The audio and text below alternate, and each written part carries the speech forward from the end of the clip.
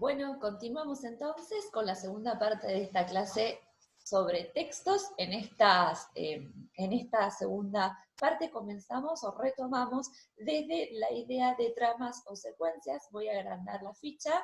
Esta es la ficha número 3. Seguimos con el mismo texto, vimos la definición, vimos las normas que tienen que respetar un texto, vimos las reglas de coherencia y de cohesión, y ahora vamos a ver cómo nosotros construimos un texto, a través de las tramas o las secuencias. En este caso, trama y secuencias funcionan como sinónimos. Yo puedo decir tramas del texto, secuencias de un texto. 1. Fíjense que seguimos con el mismo formato de los números para que ustedes vayan teniendo un orden de lectura. Trama narrativa sirve para contar, narrar hechos pasados, presentes o futuros. Es la trama que predomina en los cuentos, en las novelas, en las anécdotas, en las cartas, donde yo cuento un hecho, no importa si es pasado, si es presente o si es futuro, en el caso, por ejemplo, de la ciencia ficción, dentro de la rama de la literatura. Esta es la trama narrativa. En el segundo caso tengo la trama descriptiva. Se describen detalles, cualidades, características de ambientes, objetos, personas, ideas, conceptos. Es la trama que yo utilizo para dar detalles, cualidades, características, para ampliar una información. Es la trama que utilizo, por ejemplo, en literatura para describir los ambientes en los que se mueven los personajes. Trama número 3, expositiva explicativa. Dos acciones tiene esta trama. Por un lado, exponer, y por el otro lado, explicar. Expongo un tema y lo explico. Ejemplo, esta clase que ustedes están viendo en este momento y las que ya vieron anteriormente, ¿qué trama predominante tiene? Sí, la expositiva explicativa. Estamos exponiendo el tema de textos y estamos explicando el tema de textos según las 4 fichas que tenemos para leer. Este es un ejemplo de trama expositiva explicativa. Argumentativa. Presentar opiniones, punto de vista a través de una serie de razones o argumentos. Razones o argumentos, sinónimos. Puedo decirlo de las dos maneras. Los argumentos son razones, las razones son argumentos dentro de esta construcción discursiva. Tiene la finalidad de convencer o persuadir al oyente. Ejemplo, cuando digo Alicia Steinberg o ¿tenés TikTok?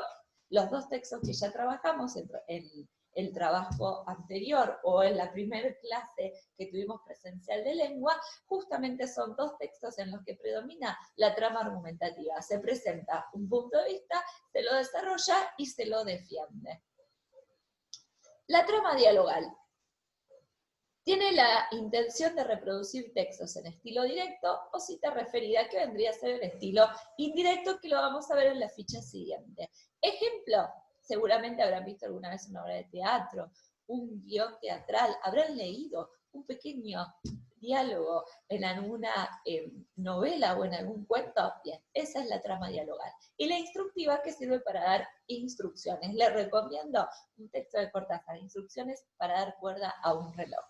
Ahí van a ver la trama instructiva, pero si no, en cualquier manual van a encontrar, en cualquier manual de uso de un objeto van a encontrar una trama descriptiva. Inclusive, cuando bajan un tutorial de cómo jugar un determinado juego o de cómo instalar una determinada aplicación en sus celulares o en su computadora, están viendo un texto de trama instructiva.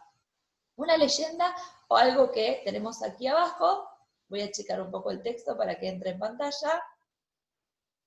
En todo texto hay una trama principal llamada predominante. Yo no tengo textos 100% narrativos, 100% argumentativos, 100% descriptivos, sino que todos los tipos de trama se combinan en los textos que yo estoy produciendo, porque es muy difícil querer contar algo sin describir un mínimo detalle del ambiente, o es casi imposible solo describir sin contar algo, y es imposible argumentar sin exponer, sin explicar, sin contar, sin describir.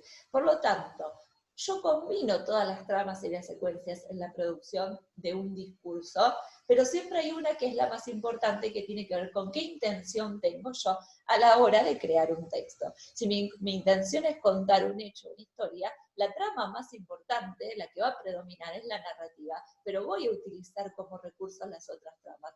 A esa más importante la llamamos predominante. Y según la trama que predomine, voy a tener el tipo de texto. Fíjense qué simple. Si la trama que predomina es la narrativa, el texto es narrativo. Si la que predomina es la descriptiva, el texto es descriptivo. Si la que predomina es la expositiva explicativa, como en el caso de esta clase que están escuchando, la trama es expositiva explicativa. Y así sucesivamente. Según la trama predominante, es el tipo de texto. Bien, en esta ficha entonces, que ahora la voy a achicar para que la vean completa, tenemos la explicación de cómo están formados los textos a través de sus tramas, sus secuencias, los tipos de tramas y secuencias, y qué es una trama predominante. Pasamos a la última ficha. En los textos, nosotros tenemos una voz que elegimos para construir nuestro discurso y tenemos un estilo. La voz tiene que ver con qué elección hago yo como productora de mi texto a la hora de escribir, desde qué voz, y el estilo tiene que ver con qué elección hago yo para introducir las voces de otros dentro de mi texto. Vamos a ampliar un poquito. Esta ficha retoma un poco temas que vieron en primero, en segundo, en tercer año. Voz activa, voz pasiva. ¿Les suena? Estoy segura que estas dos palabras les suenan muy bien. La voz activa es aquella voz en la que el agente siempre que realiza la acción, esté en voz activa o esté en voz pasiva, el agente realiza la acción. El médico salvó a la población. Ese médico es el sujeto y es el agente, es el que realiza la acción de salvar a la población. Sintácticamente, el médico es el sujeto, salvó a la población es el predicado. Médico núcleo, el modificador directo, salvó es el verbo, vamos a hacer las anotaciones correspondientes. Acá estamos. Sujeto, predicado, núcleo, modificador directo. Bueno, me falta práctica con la escritura del mouse. Acá tenemos el sujeto. Expreso simple. Acá tenemos el predicado. Verbo, salvó a la población. La salvó. Acá tenemos el objeto directo. Perfecto. Oración bimembre, porque tiene dos partes. Simple, porque no tiene ninguna coordinación. Estructura simple, porque no tiene ninguna subordinación. Perfecto. Voz activa. El médico, el agente, está en el sujeto.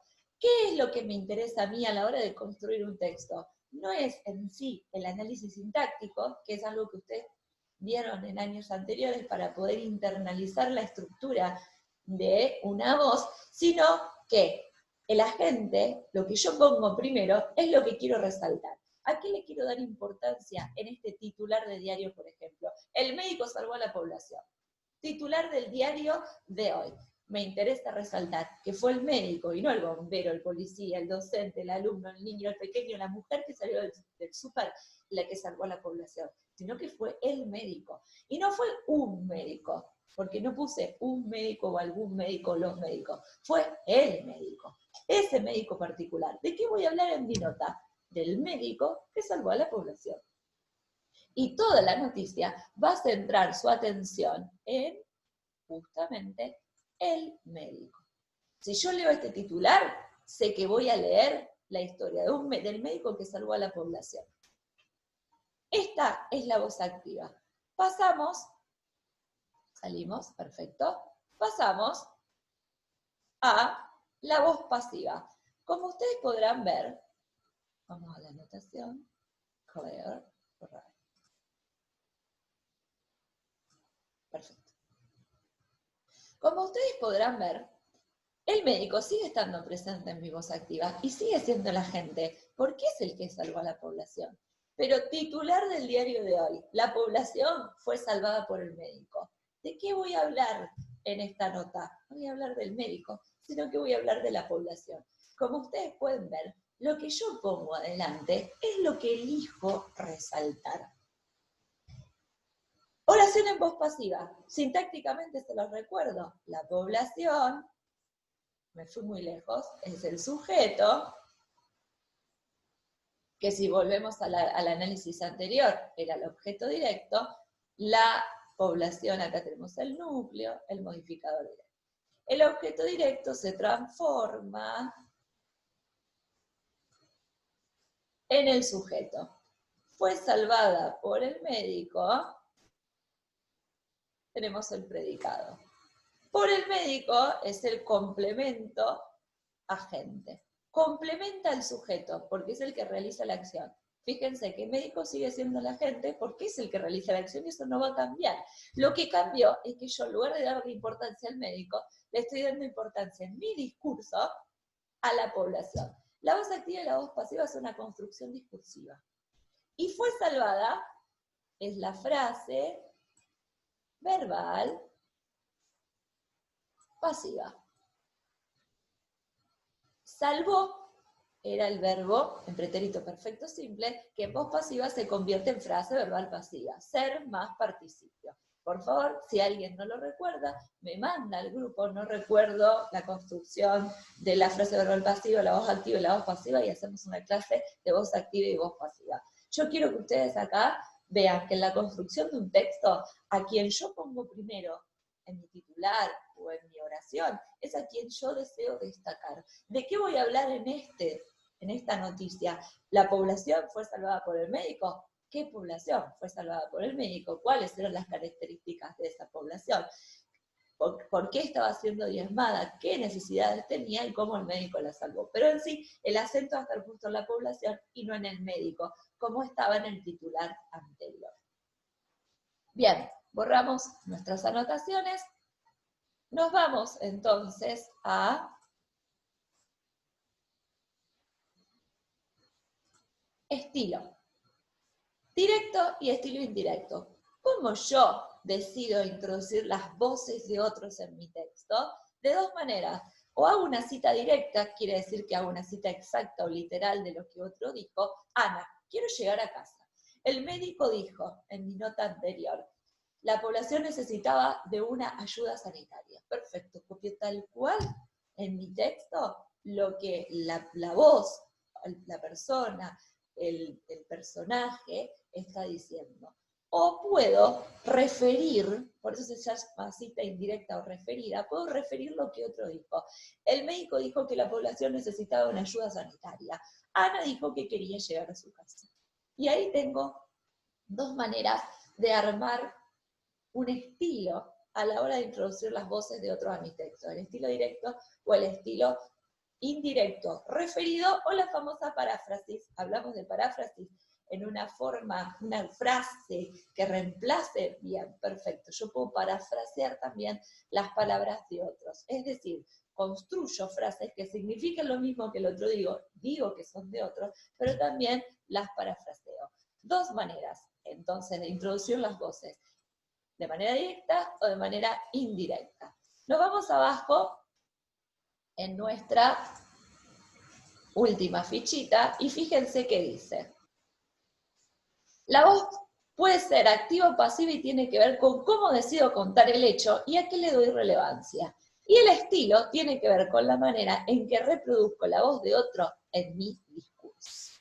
Entonces, la voz y el estilo van a tener que ver con decisiones personales del autor, en este caso, a la hora de construir su discurso según la intención que el autor tenga. Y ahí tenemos voz y estilo. Y de esta manera terminamos la segunda clase de textos a través de la lectura de las fichas que yo ya les mandé.